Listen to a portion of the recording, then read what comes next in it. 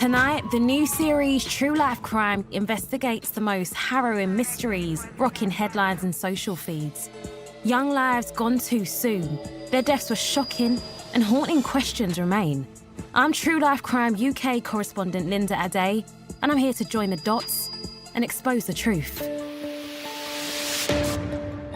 Saturday, June 2nd, 2018. In the quiet streets of Ipswich, a young man is suddenly attacked. I couldn't have even imagined that I was going to lose my son that day. 17-year-old Tavis Spencer Aitkens is found on the street, dying from multiple stab wounds. I honestly just felt so sorry for him. His friends and neighbours are in shock. The community fell apart. Even people who didn't know Tav fell apart. No one understands why such a popular young man was so brutally murdered in broad daylight. Could this have been a robbery? Could this have been a targeted attack? Was it just that Tavis was in the wrong place at the wrong time?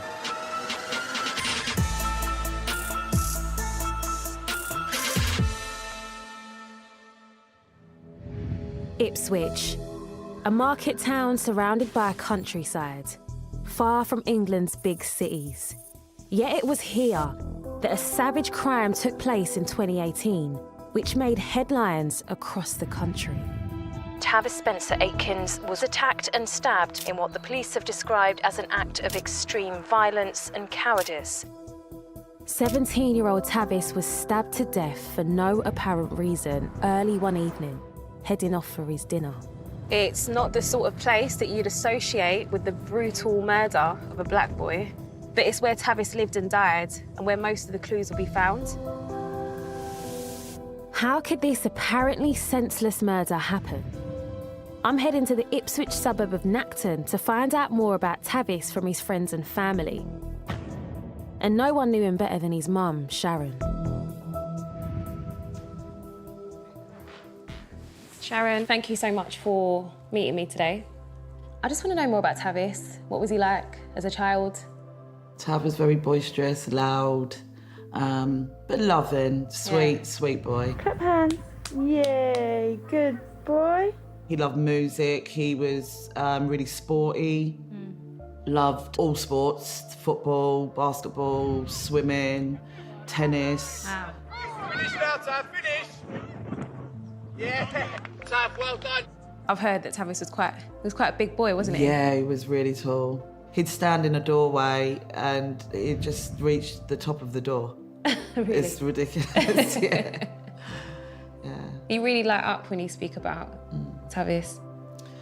Yeah, I was really proud of him. Yeah, I really was. Very proud of Tav. Throughout his childhood, Tavis was closest to his twin brother, Tyler. Yeah, he played pranks all the time on me and my mum and stuff. Yeah, it's just, yeah, he's just really like in your face, I guess. Yeah, we would argue a lot and like get into fights a lot, but we still like love each other and stuff. You know, like still had like that kind of brotherly bond. At 17, Tavis was starting to plan his future. He'd left school, tried building work, and was thinking about going to technical college to learn a trade. He also had a wide circle of friends. You'd always make sure you're doing the right thing. That's always one thing he'd add to his sentence, is it would either be roll safe or stay in school. He was just always laughing, making people laugh. That was like one of his best traits, I think, just always making everyone smile. He was, yeah, always smiling. The guy was strong. If you saw you struggling with something, he'd, help lift your shopping into your house. There's a lot of people that can vouch for him and say that he was a good lad. He was big feet, so he was a gentle giant. He was huge, but he was kind as anything. So why would anyone want to attack this gentle giant? On the evening of June 2nd, 2018, Tavis was on his way to have dinner at his dad's house, not far from where Sharon lived. What do you remember about the 2nd of June, 2018, that day? I was talking to my sister on the phone. We were making arrangements for Jamaica for the holiday for the boys' 18th. Tav was so excited, he couldn't wait. And then I put the phone down to her. Within 5-10 minutes, she phoned me back to say that he'd been stabbed. Just screamed. And we just got in the car, we got down to the scene so quick. There was loads of people, just crowds of people. The road was all taped off. There was police cars everywhere. I said, Tavis, I'm here. Mum's here, I'm here. And he lifted his head up and he looked for me and we made eye contact and I said, I'm here, son, it's all right, I'm here. He looked into your eyes? Yeah, he did. But then, not long after that, he went unconscious.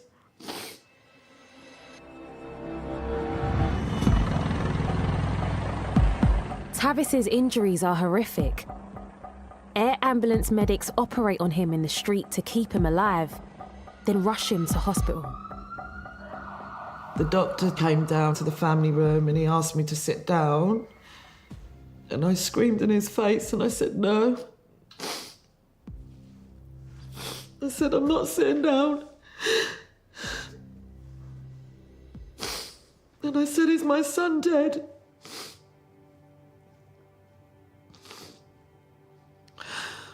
And that's when he said, I'm so sorry, Mrs. Box.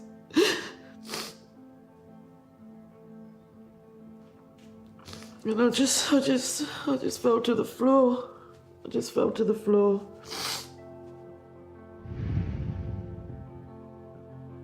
I couldn't have even imagined that I was going to lose my son that day. No.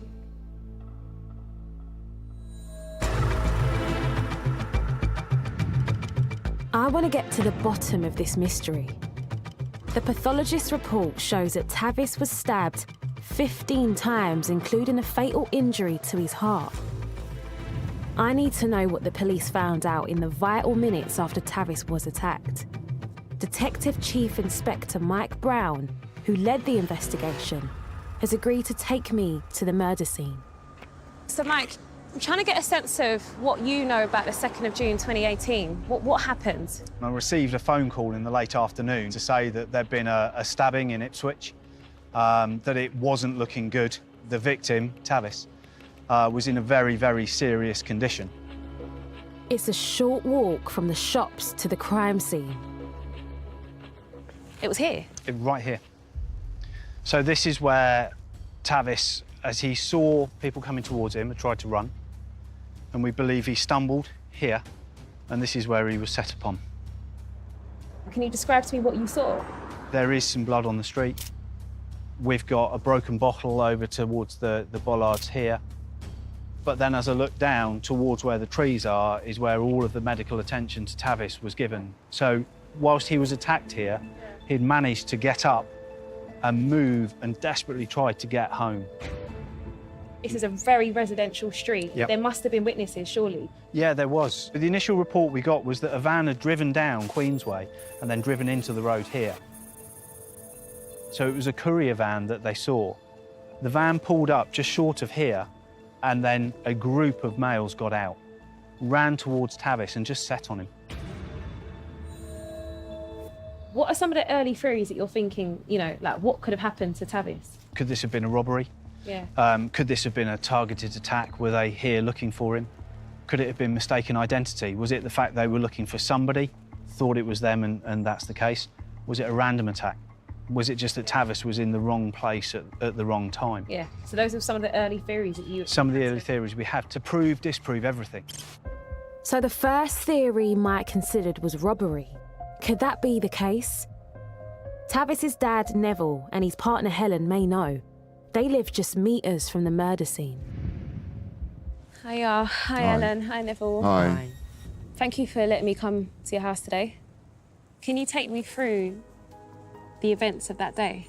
Like, what you remember? Tavis has come back here for dinner. Yeah. So I'd left here to go to the Kentucky, which is like 15 minutes away. Got to the roundabout up here, and he was standing in the corner with one of his friends. He waved, I waved. Yeah. And I headed off. Right. I didn't even go out of the car. Helen was ringing my phone. I thought, oh, she's obviously wanting more food because I know he loves to eat. He'd eat my plate, your plate. He'd eat everybody's plate. But it was all screams and crying, and Helen said that Tavis had been stabbed. What do you remember then, Helen? I looked out of the window and I see Tavis holding on the fence. Just here? Just there, just behind you. Yeah. And he had like blood coming from his head. I ran outside and I kind of grabbed hold of his hand and I said, "You'll be all right, I'm gonna get help." But you kind of see he was getting a bit weaker. That's when I see them doing CPR because he went into cardiac arrest. Did Tavis have anything missing? Was any of his belongings gone? No. Because the police actually checked his bag and everything that they left here with that day Yeah. was still in his bag. But he didn't have nothing missing on him. No. He didn't. Nothing was gone? No. No. So I can rule out robbery as a motive, but that just makes it even harder to understand why such a popular and likeable young man was so brutally murdered. Is this the kind of thing that would happen around here? Do people normally carry knives? No one really does. No, they don't bring their knives to their fights.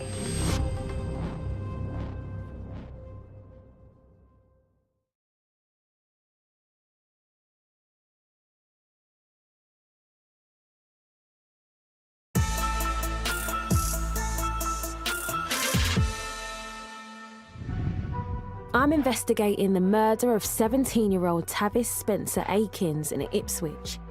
Police know Tavis was set upon in the street by a group of men, but they don't know who the attackers are or why Tavis was their target. One initial police theory is a mugging gone wrong, but his family say nothing was stolen, so it seems unlikely. I wanted to know if anyone had seen anything before Tavis was attacked. I tracked down Daniel, who lives in the area. We're meeting at the local shops on Queen's Way. Daniel, thanks so much for meeting me today. Sorry. Daniel was Tavis's friend and the last person to speak to him before he was attacked. I was coming over the shop to get some stuff for me and my mum, and I just saw him outside the co-op entrance, and we just Literally right here? yeah, there.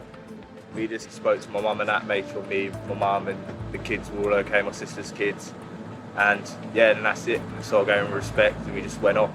Did anything seem different about that day? Did he seem like he was troubled by anything? Did he have an argument with anyone? Nah, it was just the normal sort of day in, Queensway. It's just normal. And then that's it? He didn't say anything else about any beef he was in or nothing at all? Not really. So Tavis didn't seem to be expecting any trouble that day. I need to go further back, so I've reached out to another of Tavis's friends, Dean. Dean, I'm trying to make sense of why Tavis would be a target for anyone. Would Tavis be the type of person to get into an argument about a girlfriend? No. I don't think he'd fight over a girl. A lot of girls like Tavis. Yeah. But he wouldn't go to the extent of fighting someone over a girl. He just think it's pointless. So he never got into any fights? He wouldn't go looking for fights, but he wasn't one to back down from a fight either. But there was an altercation a year beforehand. What altercation? Where he got stabbed in. Tavis got stabbed? Yeah, he got stabbed in the side here. Tavis got stabbed? Before? Yeah, a year before. So I genuinely wasn't expecting that. Tavis had been involved in a fight. He'd been stabbed a year earlier. Could that event have been linked to his death? That's what detectives were trying to find out. I've come to Suffolk Police HQ, where Chief Investigator Mike Brown has agreed to show me crucial CCTV footage retrieved just hours after the attack. So you can see Tavis there with his red sweatshirt over his shoulders. That's him? Yeah. God, he's just the way they described him, isn't he? So tall. Yeah. You can tell he's quite comfortable in his environment, very chilled and relaxed, actually. That's a shop. Oh, he's it's helping the a shop delivery owner. trolley. He just pulled the trolley up, didn't he? Yeah. That breaks my heart. You can tell that he's quite known in the area, isn't it? Absolutely. It's the fist bump, it's the hello, it's, you know, you can see how comfortable they all look. So as we watch this, what you'll see is him start to walk off down towards Packard Avenue, down towards his dad's house. Yeah. Yeah, and that's the last image we have of him. Eyewitnesses reported seeing a suspicious speeding van and 2 cyclists. And it's only about a minute later that we then see the van come through, and then you see a cyclist. And then you see the second cyclist. Hang on, can we go back to that one? That's the van? That's the van. Hang on a minute, it's a marked van? Yep. A courier van? Yep. That's the van you're looking for? That's the van we're looking for. So after we see the van come through, this is where our witnesses start to give us the what happened next. Mike tells me the van races into Packard Avenue. A group of men leap out, attack Tavis, and seconds later, speed away. It's over in moments. That gives us our start point. Who's in that van? Mike's team searched the whole of Ipswich, checking every courier van that could be the suspect's vehicle. As a result of that, around 3 hours later, we knew where it was. Within 3 hours? Within 3 hours. Detectives then tracked the van's movements back to where it came from, to see if the bikes and the van are linked to each other. This is before the attack has taken place. So you've seen the van go around that corner. Yeah. And this is what's crucial for us, because there's one. There's the bike. Yeah. And there's 2. The same cyclists? The same cyclists. What we've got them doing is meeting up. So that confirms they're definitely part of the same group? Absolutely, and then away we come. The first cyclist, the second cyclist, and then shortly behind them, what you can only just see is there. There's a passenger. You see the There's someone in the passenger? Yeah. And the person in that passenger seat has got a really distinctive top on. Well, it's a white top with some sort of black. It's got black detailing logo on on it. the front. And as we work back and go through other clips, what Yeah. we're able to do is get more and more and more similar clips. Right. Which, when you put them together, you get that better and better description. And you see that top there. Yeah. And how distinctive that is. In fact, both of the tops those 2 individuals are wearing. Are you saying that's the same person? That's the same person. That's the passenger in the van? It is indeed. That is some solid police work. It's amazing they managed to get this crucial information just hours into the investigation. But who is this guy in the black and white shirt? Did he have some connection to Tavis's previous stabbing? And did those close to Tavis recognise him? I'm heading back to go see Helen and Neville.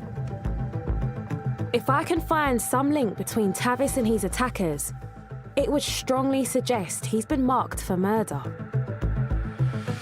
So I've just come back from speaking to the police, and they've shown me the CCTV footage. Inside the van, in the passenger side, there's this guy. And I just wondered whether or not you had seen or heard anything about this person. No, we didn't, no. We didn't know who he was. We didn't know why he would want to hurt Tavis. Nothing at all. No, nothing at all. There's no way that Tavis could have been mates with this boy. No, because we kind of knew his friend. We knew his friends. Yeah, so it didn't ring any alarm bell or anything, no. Yeah. What about this previous altercation that happened where Tavis was stabbed before? Did you think it could be connected in any kind of way? We didn't think anything like that could be related because Tavis was sticking up for one of his friends. It was his friend's argument. No, It's a totally it different couldn't scenario, be wasn't related. it? you It was know? completely unrelated. Yeah. Completely unrelated, yeah. Mum Sharon, his friends and the police also confirm he isn't the man who stabbed Tavis a year earlier. So who is he? And who are the other suspects? The mystery may be solved by Tavis's dying words. He said J Block. J Block had done it. Yeah. Yeah, Tavis said the person who has yeah. attacked me is J Block. J Yeah. Block.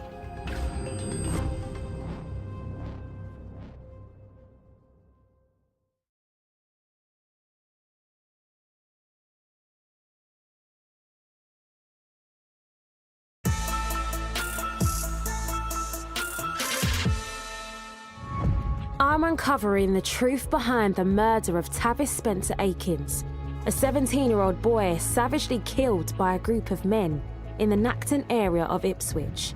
It seems Tavis may have identified the suspects with his dying breath. Did anyone say anything about what it could have been? Or... He said J-Block. J-Block had done it. Yeah. Yeah. Tavis said the person who has attacked me is J-Block. J-Block. Are you saying that Tavis knew who had attacked him? He knew the group. Yeah. This revelation, Tavis's dying words, is vital information for the police. Now that, for us, was huge. We often call it a dying declaration, and for Tavis, it was the fact that there was too many of them, that he didn't have a chance, and that he mentioned the name J-Block. Having that allows us to start to focus on maybe where we need to start looking and who we need to start looking for. I found out that J-Block are a group of young people known to the police who make music videos celebrating their illegal money-making activities. They're from a part of West Ipswich, centred on Jubilee Park. Tavis and his friends clearly knew about them, even though they're from Nacton, on the east side. But could J-Block really be an organised criminal gang capable of murder? I'm on my way to meet Rico, a youth worker who knows the streets of this town and the rivalries that run through it. He knows what it's like to get on the wrong side of J-Block. Hey Rico, thanks for chatting to me today. No worries. What did you know about J-Block? I knew that they were a formed gang. They were a gang? Yeah, I nearly come in with a couple of run-ins with them myself. You? Yeah. So which was, at the time when I had my kids with me, quite scary. It's just so baffling to me. Like, when I think about Ipswich, it just doesn't make sense. It seems like a fairly small town. Like, even looking round, it seems quite nice around here. I explain Ipswich as a miniature London, like in the respect of the gang violence, the postcode wars. But what has Tavis got to do with all of this? It's because he lives in IP3, Nacton Estate, in Ipswich, which is also the home of Nino. Really? So there was like a postcode war going on? Yeah, exactly that, yeah. So this is new. Rico says the Nacton Estate was also home to a group linked to criminal activity. It's called Nino, or IP3, the postcode where Tavis lived. It's making me question, like, do you think he was part of the Nino group? From my understanding, no. You know, he weren't part of the gang. The people that he knew were affiliated with it. So he lived in the rival area? Yeah. Wow. Just because Tavis was from a place where a gang was from, it doesn't mean he was part of it. Maybe he looked like another Nino gang member and he was at the wrong place at the wrong time. Could he have been targeted? I want to catch up with the police. Where had they gotten to with tracking down Tavis's attackers? And had they found any links to J-Block? Detective Vicky Mitchell has agreed to meet me in West Ipswich. Well, Vicky, thanks for meeting me here today. No problem. Why are we here? So right now we're in a play park that's now called Maple Park, but back in 2018 it was known as Jubilee Park and is kind of central to the area that we would know as J-Block territory. This is J-Block? Yeah. Ah. This just looks like a normal playground, not the kind of place a dangerous gang would hang out. But back in 2018, J-Block operated around here. I want to know if Vicky's team managed to link J-Block to the attackers. Was there any evidence from the van? So Vicky, what did you find in terms of forensics? Within the van, we were able to find a spot of blood on the front passenger seatbelt buckle. Within the rear enclosure of the van, we were able to find fingerprints for one suspect and blood on the side panelling and fingerprints on a piece of plastic wrapping in the rear enclosure of the van for one of the other suspects. There's quite a lot of evidence there. Yeah. And that blood, was that Tavis's blood? No, it wasn't Tavis's blood. We found no link to Tavis inside the van. The blood was from the suspects. That blood was there from when they attacked Tavis. It didn't take the police long to find names to match this forensic evidence. Yang was in the front passenger seat, a male called Aristotle Yang. So now the police have a name for the man in the distinctive black and white top. And two others in their forensic linked into the rear of the van was Isaac Calver and Kyrese Davies.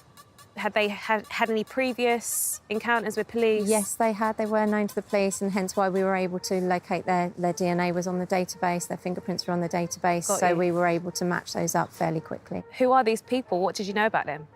We knew that they were associated to J Block. Thanks to forensics, police are pretty convinced that Tavis's killers were J Block members. But I'm still no clear as to how Tavis knew them or why they want to kill him. I'm not sure whether Tavis was caught up in the rivalry between Nino and J Block. And from what I'm hearing, neither were the police. I need to find the answer for myself, but it's going to involve some tough questions for his family.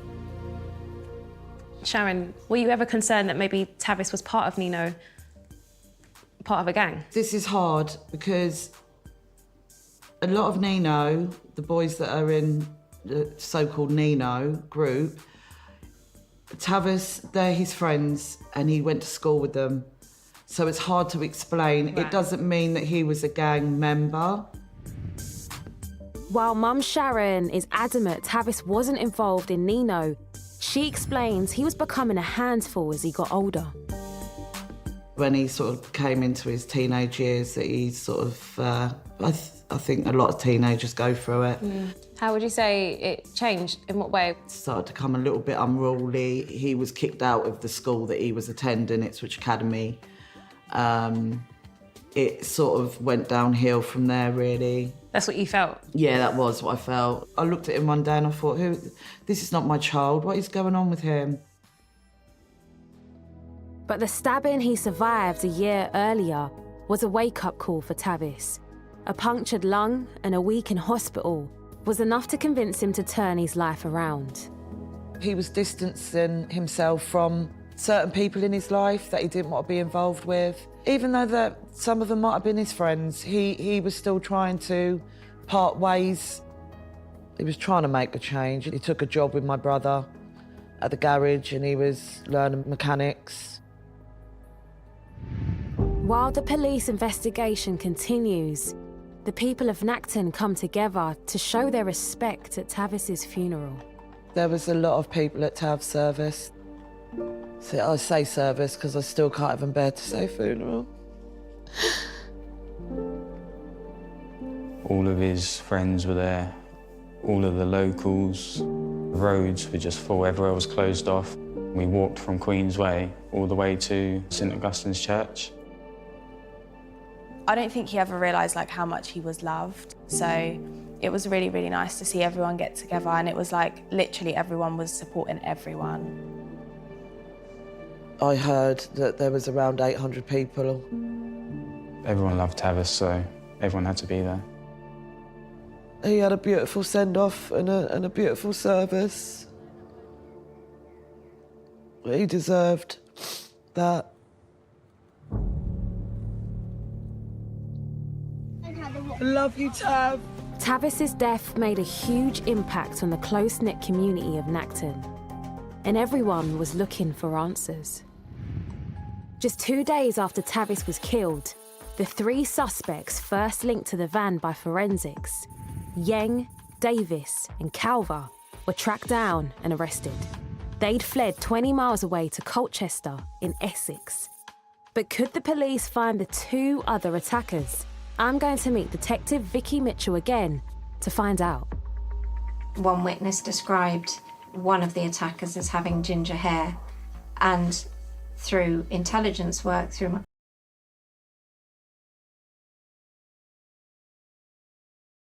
and we were able to identify him as Callum Platts. Oh wow, so you had a name? Yeah. What about the 5th guy? So we had some further forensic results come through that placed another member of the group in the back of the van through fingerprint evidence. We were able to identify those fingerprints as belonging to a male called Abadeo Amusa. The suspects refused to cooperate with the investigation, so there's still much for DCI Mike Brown and his team to do to discover if Tavis was marked for murder. So, Mike, you've got all this information. You know, you've found the van, you've seen the journey, you've built the profile of the suspects. Yep. But there's no motive. That's the difficult part for us. We have to look and try and find why have they actually gone to these lengths to do what they did. What did you find? There was something that had happened earlier that day that we believe actually started this process. What happened? Davies and Yang were in the town centre and they were confronted by two members of IP3.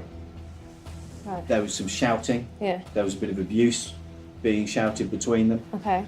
So Yang and Davies had to go and hide in a cosmetic shop. They hid? Yeah. In a shop? Yeah, a cosmetic shop. By chance, we had a plainclothes police officer who was in the town, who came in and effectively disrupted it, took hold of the two that were from the IP3 side. Whilst he dealt with them, it was Yang and Davis who were the ones that ran away. Are you kidding me? No. It was a huge loss of face. So they must have felt so disrespected. They had to go and hide, but then they'd been rescued by a police officer. By a police officer. Not what they would want. Not at all. It's crazy how serious things have ended, but it doesn't answer the question though, what has this got to do with Tavis? At that time, we didn't know. Had Tavis been involved in Davies and Yang's humiliation that afternoon?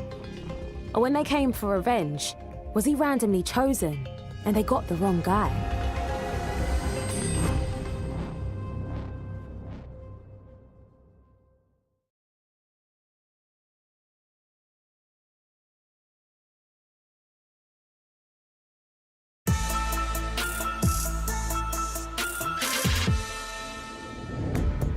I'm investigating the murder of Tavis Spencer Aitkens. 5 suspects have been arrested, but they're saying nothing about the murder. Intelligence suggests they're all members of a dangerous local group known as J Block. But the police need more proof to bring them to trial. Thanks for meeting me again, Vicky. No problem. How were you able to connect all 5 suspects to that group? The group J Block released some music videos on YouTube, and most of our suspects appear in those music videos.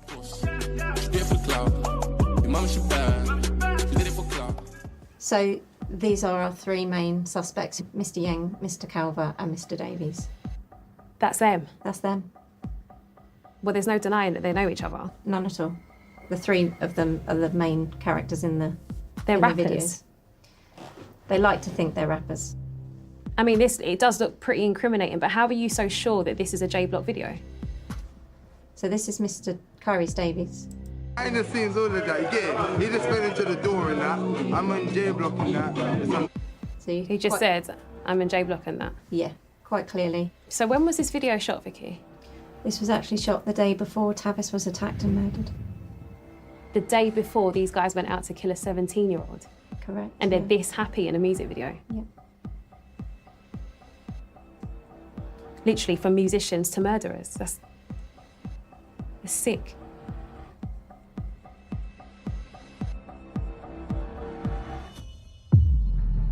The police believe J Block were out for revenge. Only hours before Tavis was killed, 2 of the suspects were humiliated by members of Nino in the centre of Ipswich. But did Tavis have anything to do with that? We've spoken to witnesses, we know where he was, and we looked at all the CCTV cameras in the town centre for that day. Tavis isn't He in weren't any there? of the footage. No, he wasn't there. Damn, Tavis wasn't even there. The mystery of why Tavis was attacked just seems to get harder to unravel.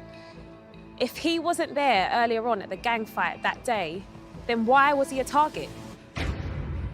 Just a week after Tavis was stabbed to death, the police make a crucial discovery. It turns out J Block weren't the only ones making music videos. So, what new evidence have you got then? What we started to understand was the music videos. that both sides were putting out. And what I'm going to show you is one of the videos.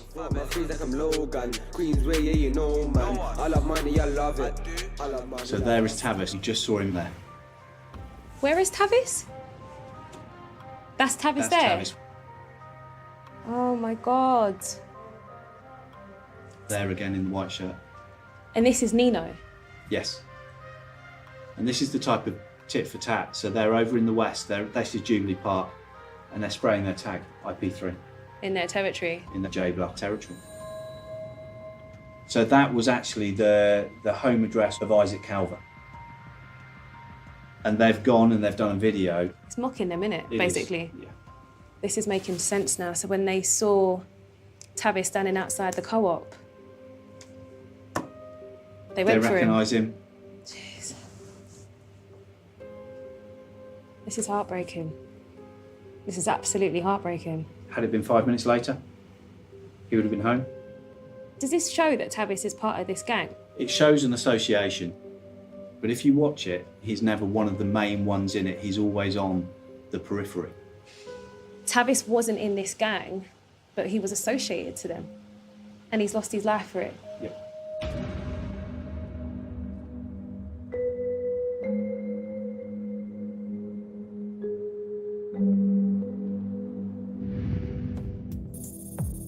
Eight months after Tavis was killed, the suspects go on trial. The trial was hard. Not only had we lost him, we've now got to go through this. I didn't want to be there, but I knew I had to be at the trial for my son. The 5 defendants plead not guilty. They deny everything. It's a long and complex trial, lasting 14 weeks. For me, it all comes down to a crucial question. Was Tavis marked for murder, or was it random revenge? Was Tavis killed because of a music video? Tavis isn't rapping in the video, he just appears to be having fun in the background repping his area. Even so, did this video make him a visible target? The prosecution presents a compelling case. CCTV, music videos, forensic evidence. Each element links the suspects to Tavis's brutal death. While the barrister argues Tavis wasn't marked for murder, what the defendants wanted was to get back at the rival Nino group.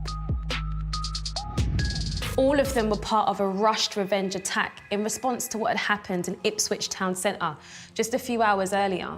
It was savage payback for what J Block saw to be the ultimate disrespect. And it was Tavis, 17, unarmed and innocently walking home, who paid the price. You just show his face in a couple of videos, and he's died for that, has he? He's died for that. That is no reason to lose your life. The jury are convinced. They find the 5 suspects guilty. Aristo Yang, Kyrese Davis, Adebayo Amusa, and Isaac Calver get life sentences for murder, totaling 90 years between them. The 5th suspect, Callum Platts, is found guilty of manslaughter and gets a 14-year stretch. The perpetrators never explained why they attacked Tavis, but Mum Sharon has her own theory. Tavis was in the wrong place, wrong time. He just happened to be there. It could have been any one of him or his friends. Do you think it was targeted? Yeah, definitely. They came to the area to look for someone that day, yes they did. Did they come to look for Tavis? I don't think they came to look for Tav. I really don't. They were just looking for anybody associated with Nino. This confirms what I feel. They were out for revenge. But unable to find who humiliated them earlier that day, they randomly picked on Tavis, recognising him from one of the videos.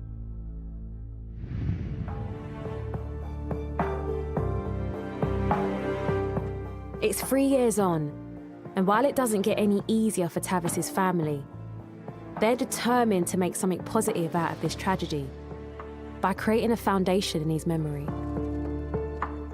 It's called Tav's Life, and we raise money. Okay. And then we give it to other charities in his name, because he'd be proud of us for that. That's amazing. I'm sure he would. Of course he would. He'd just be proud of us for doing that and keeping his name alive, and he'd want us to help other people. And as the Ipswich community came together, local group Brotherhood composed a tribute to Tavis. This one's for Tav. Tav's life, and everyone has gained an angel in these mad times. This is a celebration, not a bad vibe. Put your lights in the air, let the man shine. Tav's life, and everyone has gained an angel in these mad times. Gone too soon, didn't have a chance to make mistakes or choose a path for him to take. Young black king, anytime I passed him, he was safe. He was just a kid though, that's hard for me to say, but he's probably up there just grinning. Still see your flowers by the tree. I just hope there's powers in my speech and the younger kids listen, cause you won't want a life if it's stuck up in prison. Sometimes it doesn't really feel real. I expect them to see him somewhere, you know, like on the street somewhere, like at a football pitch or something like that, you know, like, yeah. It's been hard. Everybody loved Tav to bits. Obviously, everybody says he is the gentle giant. It won't be the same now Tav's gone. Everything that everybody said about him was all positive. Devastated. Totally devastated. But the Lord called another angel. That's all I can say. Tavis will always make you laugh. He'd always be smiling, and he'd always take the mickey out of me. I was still thinking he's gonna start walking down the road with his big feet and his big smile, and I was gonna see him, but obviously not. Anyone would have loved him if they got to know him. I'm meeting Tavis's mum, Sharon, for the final time. Still heartbroken. People saying, oh, you know, it gets easier in time. No, it doesn't. No, it doesn't. It gets harder every day. I wish I could have him back. I miss him. I just feel cheated. He was cheated out of his life. We were cheated. How do you want Tavis to be remembered?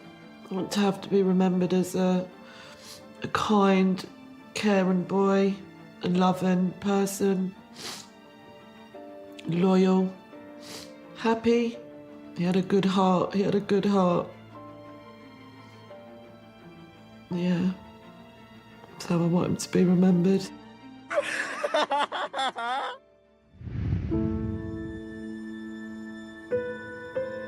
This case raises so many issues.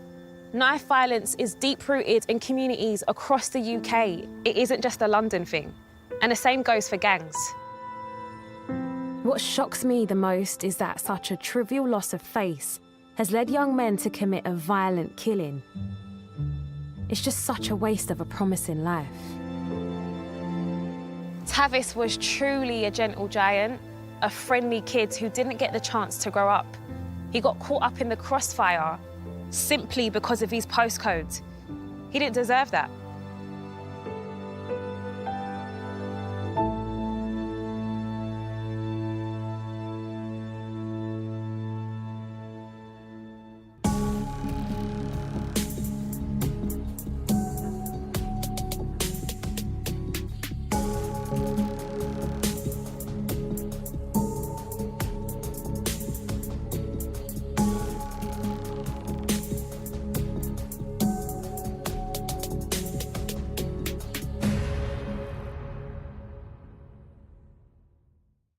If you've been affected by any of the issues mentioned in this programme, please head to our helpline page.